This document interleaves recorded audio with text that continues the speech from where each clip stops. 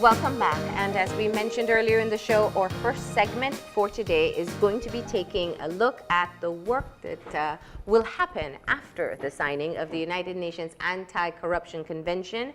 We have two representatives of the working group that has been established, and those are the past president for the Belize Chamber of Commerce, KayMenzies, and we have Joan Edwards, who's the senior legal officer for the Financial Intelligence Unit. Good morning, ladies, and welcome. Good morning, Marlene. Thank you for having us. And Absolutely. thank you for being here. Now, I want to start off looking, and perhaps, Joan, you can be able to set this into motion, looking at what the convention is. We call it the UNACC. It's the United Nations Anti-Corruption Convention.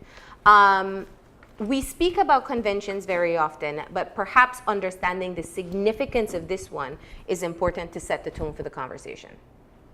Thank you. Well, the United Nations Convention Against Corruption is an international treaty which has been signed by over 181 countries. And this convention really seeks to tackle the whole scourge of corruption globally. And I can show you a picture of it. It's quite a detailed convention.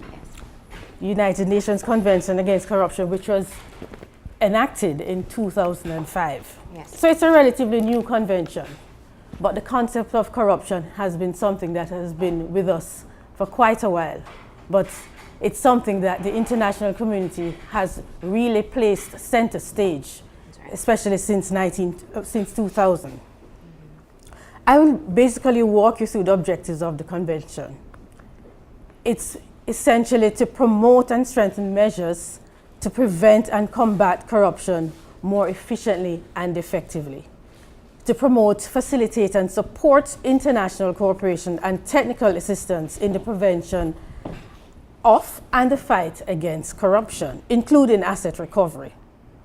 And thirdly, to promote integrity, accountability, and proper management of public affairs and public property. So essentially, the main provisions of the convention, it has preventive measures.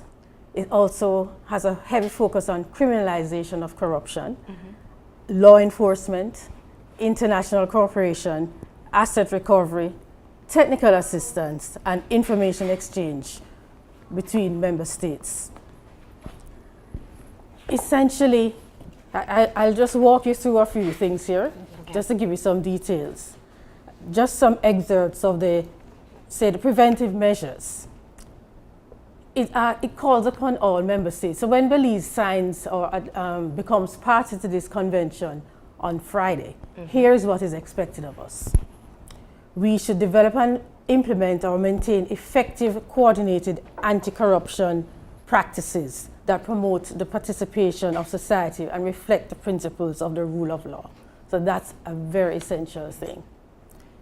Another thing that we will be required to do is to establish preventive anti-corruption bodies. Now, in our context, we already have such mechanisms, so it may mean that we have to strengthen them.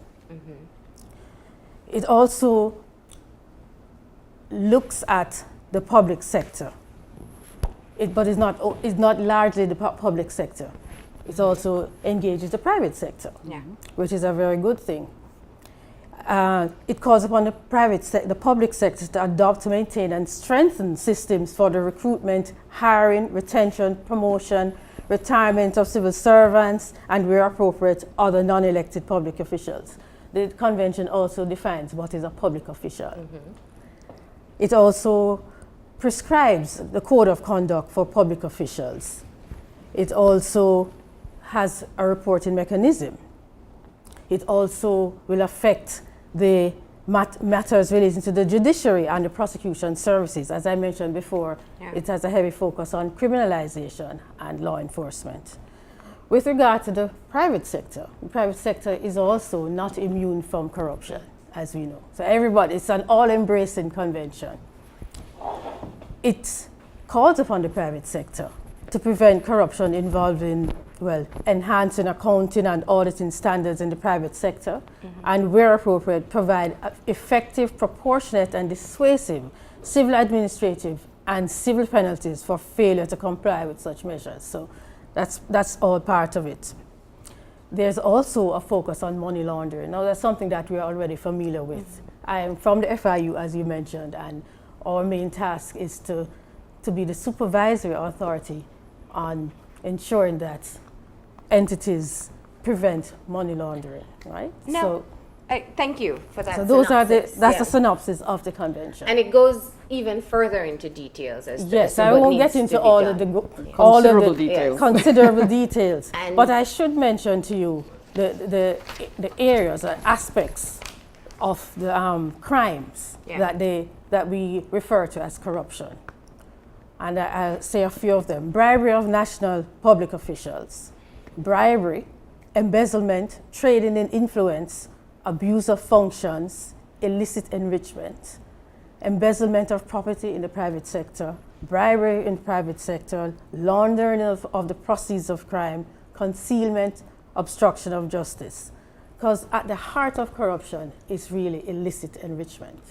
So that's something that I wanted to plug right away. Absolutely, and I think there are quite a number of points I want to get into there, but just in terms of the formation of the working group, I think it's important to keep on informing the public, of course, that the signing of the convention is something that had been pushed for quite some time. We had the third party, BPP, pushing for it, and earlier this year, we saw the Chamber of Commerce initiate a campaign against corruption. And it was launched in September, I believe, at the Expo. It was broached, it was adopted as a formal part of our mandate in April. No, actually last November, when we presented the sustainability agenda to all the political leaders in the run-up to elections, late October, early November, that the UNCAC was listed on the items that we must have in order to build a sustainable economy. We discussed it and went through it and worked on various aspects of the sustainability agenda. And then earlier this year, in about June, the current president decided with his board that we would adopt the UNCAC as a starting point to attack corruption, because corruption has become so corrosive that it is actually a deterrent to economic growth, as in many other economies. And so we began the process quietly with the idea that we would do a formal launch in September. What made it interesting was that in the meantime, we were meeting with the Prime Minister and so on, and on August 31st, the Prime Minister agreed to sign the UNCAC, which changed the tone of the launch a little bit, because it became more focused on an anti-corruption education campaign, knowing that we would get the signature to the UNCAC. And in the meantime, as part of that agreement on 31st of August, the PM agreed to form a working group comprised of chamber executive and government officials led by Dr. Barnett to get us to the point of accession. Yes. When that group was formed, we sat down and we did a lot of talking and thinking about where we would go in terms of technical assistance and so on. And Dr. Barnett started working with the UN representative locally and beginning to working on accessing technical assistance and where we're at in terms of the laws that are needed to fulfill the requirements of the convention, where we need to go, how we're going to get there, and so on and so forth. Meanwhile, the working group was also planning for the events leading up to actual accession.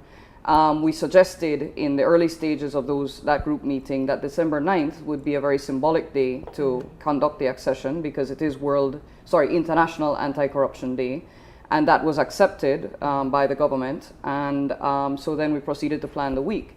Now, once the events of this week are complete and accession is completed on Friday, the working group dissolves, because that was its full purpose. And the part of the process is to form a steering committee to get the rest of the journey going. Okay. Well, what I didn't hear mention of, and where the credit has really been put by the wider public, is what the teacher strike impact was in terms of being able to get government to be able to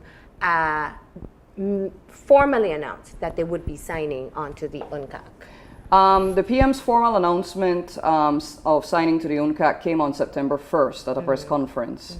Following that, if you remember, that the main purpose of that press conference was the discussion surrounding the immigration audit. And after that is when things really began to brew, because the public wanted the immigration investigation, the inquiry, and we all know the events that led from there. Yes. Absolute kudos to the unions and and particularly to the teachers for getting the rest of the reform agenda fulfilled. Yes. Particularly the 13th senator, because there had been a fair amount of firmness on that point until the teachers moved ahead. The UNCAC, we feel, is the priority item because it allows us to have to strengthen our anti-corruption laws. And we do have laws on the books that address certain aspects of corruption. For example, the Integrity Commission, which the teachers also got the go-ahead on. Public Accounts Committee. Public Accounts Committee, where Joan works, is the FIU, and that's a part of it as well. And so all of these boil down to being anti-corruption measures. All of them need some degree of strengthening or other.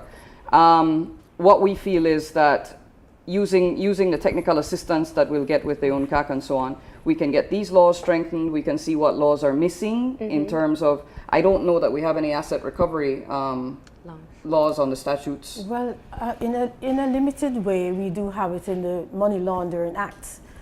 So it does exist, but as Kay mentioned, this might also need to be strengthened. Yes. And I think that is one of the fundamental areas that has to be looked at, because where there are certain mechanisms in place to be able to prevent corruption, they are not being utilized in the manner that they were first set out to be used, and perhaps not even functional, as we saw with the insistence on getting the Integrity Commission on with Public Accounts Committee. So I want to talk about what the working group has been doing to ensure that there isn't just paperwork being done, as in suggesting or drafting legislation or policies that need to be put in place, and that there will actually be a commitment to move forward on these issues. As we've said, the signing is an important point in our history in terms of a seriousness in addressing corruption in our nation, but there has to be action that goes along with it. And that's precisely the point. Actually, it will take every citizen of Belize to really get it going. I think Dr. Barnett is very fond of saying that the UNCAC itself is not a magic bullet for making corruption disappear, and she's absolutely right. What the UN Convention is a toolbox of very nice tools that you can decide you'll either leave in the utility shed and never use, or you can decide you'll take them out and build something with them. Yeah. And I think the citizens of Belize are the ones that will then make the decision.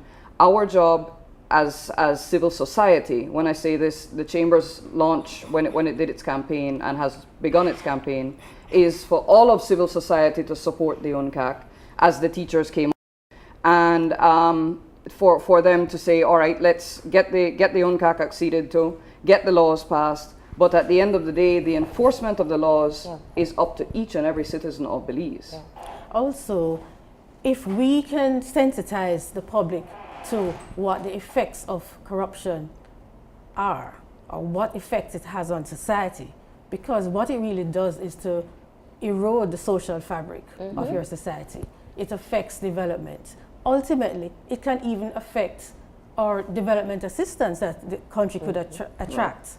Another thing you wouldn't want is to be blacklisted as a country that is so corrupt. Nobody will look at you. It will affect your tourism, it will affect your businesses. So if the public, or if the man in the street begins to understand how corruption will affect him, he will not have a job. He will be out of a job because there are no industries coming in. Tourism is affected, and such like. If each person understands that, it can work. And I really applaud the Chamber for really engaging with government on this, and for this kind of approach, a joined up approach. Because corruption, the man in the street needs to understand that bribery, like tipping off or giving, you get charged by the police for a speeding ticket and handing over a bribe is really an offense. Yes. And we need, so it's really a cultural it's really a cultural paradigm shift that we need to work on, and that takes time. Yeah. So it's not as Kay said, it's not a magic bullet. And you know? I appreciate the example that you just used for the simple fact that I think society is at a point where we can see the blatant corruption that takes place in the government levels. And while people are critical and perhaps very exhausted of speaking of the same issues over and over, we don't look at our individual actions or complacencies that we may have, and also other entities that may be involved. And I think, Joan, you pointed out particularly the private sector, and Kay, I want to bring that back to you. You know, I think it is important to be able to recognize that the private sector has a very large role to play in terms of some of the actions that we see in pointed out in the UNCAC. For their own personal financial gain. What is happening within your internal structure to ensure that even your members won't necessarily, what do they say, grease the path, or to be able to have a more effective or lucrative business? And that's something the Chamber's never shied away from. When we speak of corruption, we speak of it as public, private, anywhere it exists. In fact, the Transparency International definition of corruption, which is the abuse of entrusted power for private gain, speaks not just to public sector, it speaks to private sector abuse of power as well. And the fact is that it's simply unacceptable wherever it occurs because it ruins the opportunity for a level playing field. Having said that, somebody accused me a couple of weeks ago of there were businesses that don't necessarily operate above board, and they said, yeah, but they're members of the chamber and da-da-da-da-da. Well, we cannot govern every single member. However, we do not shelter them either. And as I pointed out to the person, I said, you've never heard of the chamber standing up for anybody who is doing something in a corrupt manner. And further to that, the idea for us is that our members, particularly our small business members, need a level playing field if they're going to grow and grow the economy as a result. It is the small business sector of business that is the foundation of any economy. It is where the jobs are created, where innovation comes from, and so on. And if we don't nurture those, and if we don't allow them to fairly compete, we as an economy are in big trouble. And then the social fabric of society really declines because everybody needs a job and a certain amount of security. So from the Chamber's standpoint, we absolutely feel that it is imperative that we take this sort of firm approach on corruption. But keep in mind, we're not a law enforcement body. All we can do is advocate to the law enforcement bodies and to the legislative bodies that govern the law enforcement bodies to some extent. So again, that's why we came with the idea after much discussion that the UNCAC is where it all begins. Okay. So let's talk about what the working group has been doing. You pointed out that essentially your work leads up to the signing, which includes this week, and then from there you'll have an appointment of a steering committee to be able to execute the work. So what can people expect for this week? Is it an education intensive period as we lead up to the signing on December 9th? Yes. Well, we're doing the media appearances. We had yesterday, today, and tomorrow we'll be on another station as well. Okay. And the chamber itself has a mixer for its members on Thursday at the UWI auditorium, where there will be a panel comprised of Dr. Barnett, our president, Nikita Usher, and a visiting UN official to begin the discussions of the UNCAC itself. And to continue the education process beyond this week, in January we'll be having a tertiary level debate on the UNCAC and its benefits to society and the economy, sponsored by Social Security. So the education process will continue. We continue to meet with civil society and discuss with them their role in the process. As I said, everybody has a role to play, and we will continue the public education aspect of it. One important thing that will be done, I think Kay alluded to it earlier, is that there will be a gap analysis that will be that's very important. Yes. The gap analysis will be conducted by the United Nations. This is one of the advantages of being a member or being party to the UNCAC, getting technical assistance to help us to implement the convention. So the United Nations has stepped in, and they have offered us assistance to do this gap analysis. We don't know the cost of it, but it'll be quite a sum, because it's not only the gap analysis. We'll need money to be able to put laws in place, put institutions in place, strengthen them. So that will be the main thing that we'll be doing. So come January, we would have conducted a gap analysis, and that now will dictate the work of the steering group. So let's say where we are, what we need to update, what we need to add on. That's right, what we need to. Now, allow me to be a skeptic for a moment, ladies, because I think one of the things that we can be proud of as Belizeans is that Belize has signed on to quite a number of very progressive conventions in the past. And I think it spans both administrations, and it definitely is something that we can use in terms of bragging and say we've signed on to this convention and that convention. However, the implementation is where we still see challenges. Perhaps enforcement. The laws are put in place, they're not enforced. Certain aspects of the conventions are not fulfilled. Reporting is not kept up to standards. How do we know, and especially since you've been so intimately involved with this process, that the UNACC won't just become another badge that we wear but do nothing with? Well, to answer that, it all depends on us. It's all up to us. One, you need a political will to implement this. Yes. It's because at the end of the day, the international community is looking at effectiveness. It's not how many pieces of legislation you have passed. And we have seen that. Even in the field that I'm in, at the FIU, we are part of the Financial Action Task Force, and we are required to do mutual evaluations. We exited the third round, and as you know, that was not a very pleasant experience for us because of structural deficiencies that we did have within our system. We are entering the fourth round mutual evaluation, where the focus will not be on how many laws you have implemented or what you have on the books, but effectiveness. And FATF has a whole set of guidelines in terms of measuring that. So we need to have a paradigm shift. I'm getting back to that again. How can we make this? We have to own the process. Yes. So we have signed on to UNACC. We, at the individual level, have to own UNACC.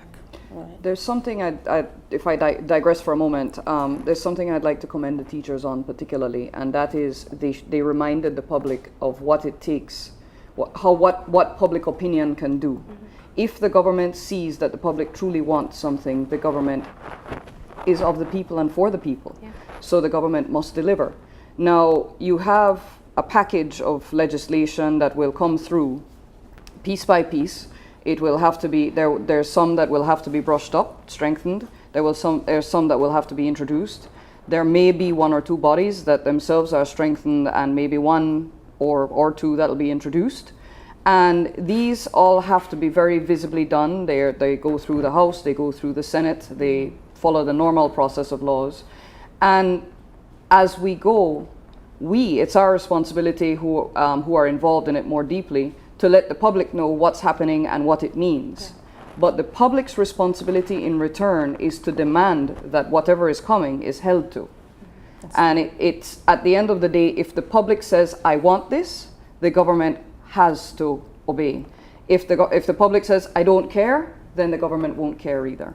So we can only present it, push it, put it forward, tell you what it is, but at the end of the day, you have to say, I approve of it, I want it, you must give it to me. And in fact, I'd like to get your perspective on this. Some have said that, and we've seen in other countries as well, Guatemala is a great example, that to be able to really get anti-corruption laws to be effective for a country, you perhaps need a separate entity, a watchdog civil society, to be able to ensure the public is educated, to keep the pressure going, but also with the capacity to be able to understand what can be executed through the policies put in place.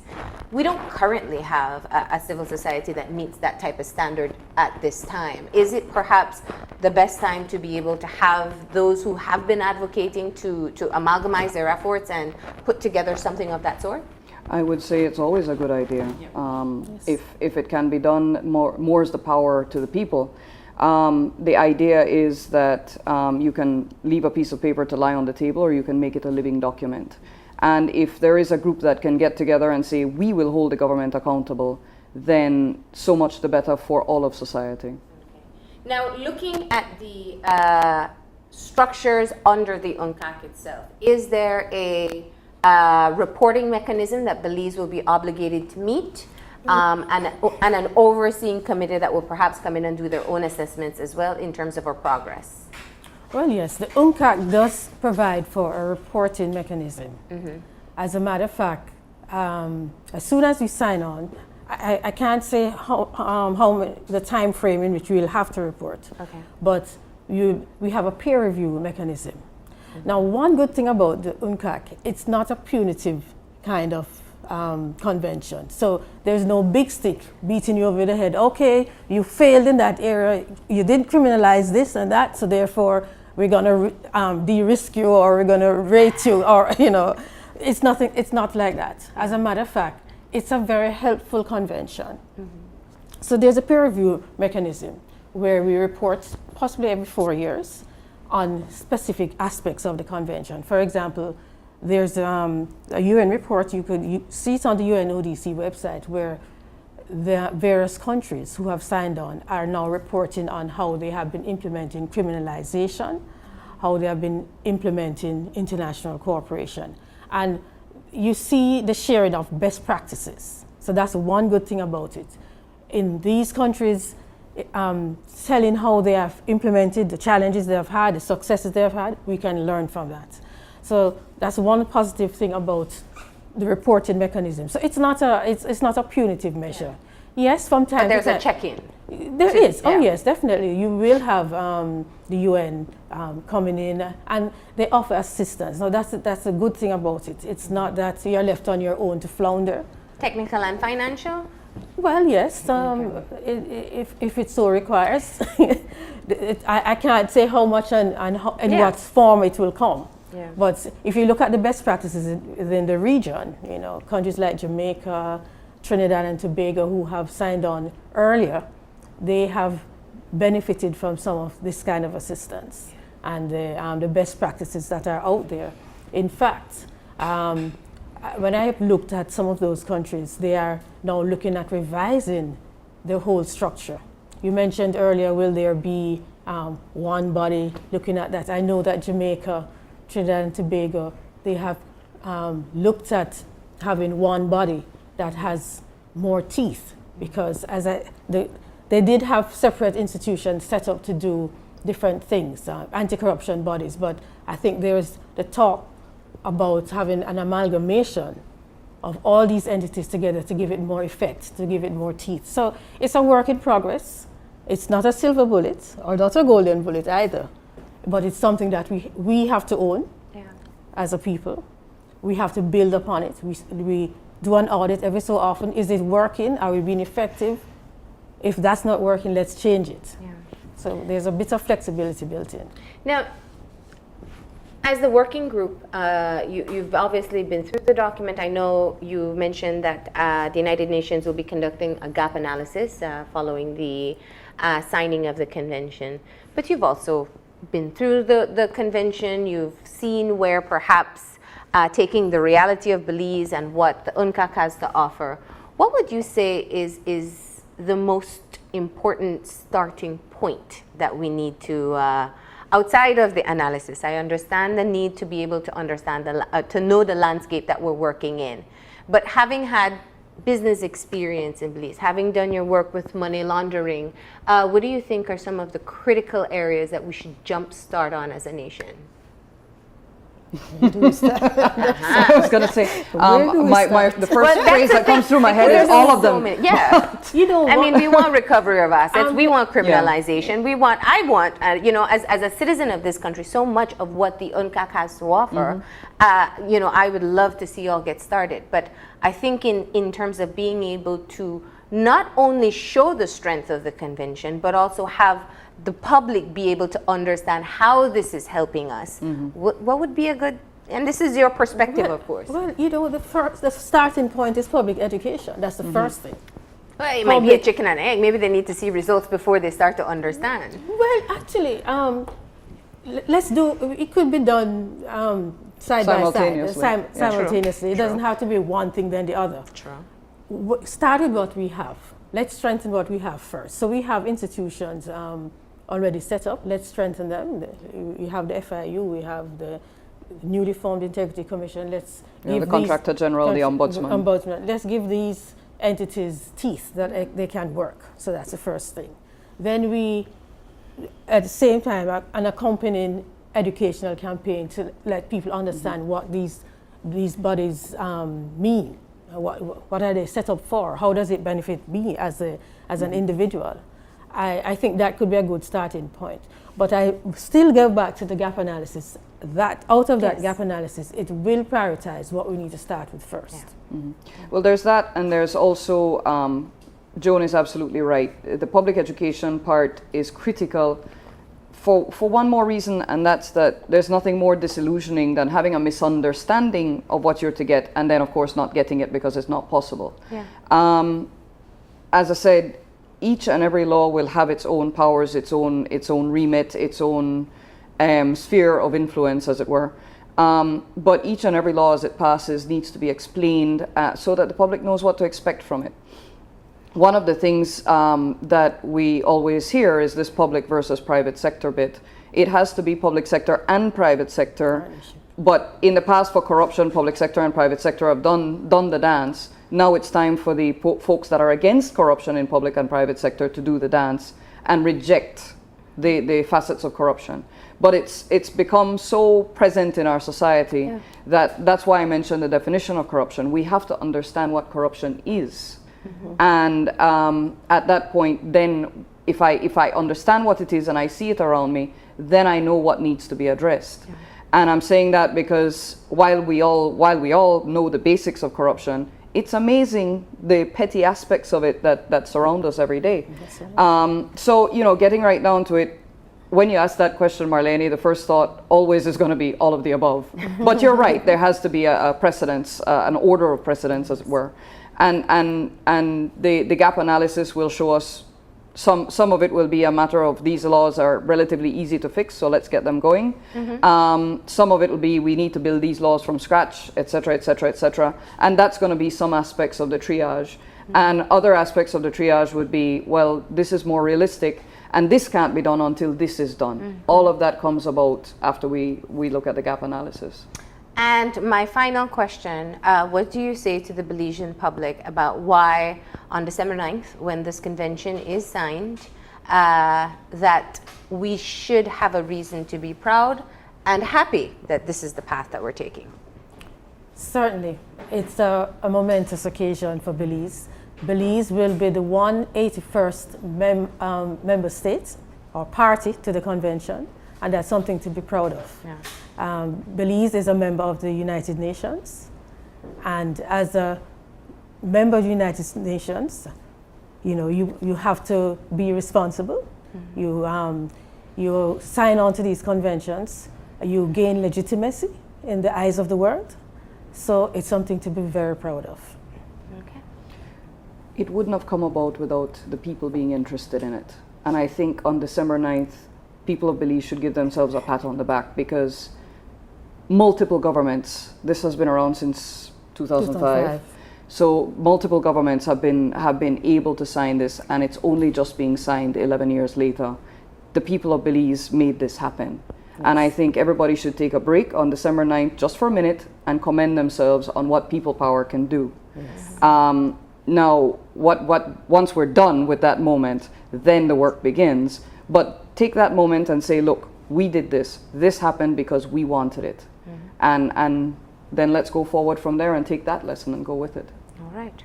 Well, thank you very much for joining me this morning to be able to share what the working group has been up to. And the steering committee, how will that be decided on? That is part of the UN's remit, so they will. It needs to encompass civil society. So. Okay. So we'll look forward to that as well. Thank you. Thank you as well. Thank you for having us. Right. We're going to go ahead and take a break, and when we come back, we'll be talking about an upcoming Brazilian Jiu-Jitsu seminar being held in Belize. So stay tuned.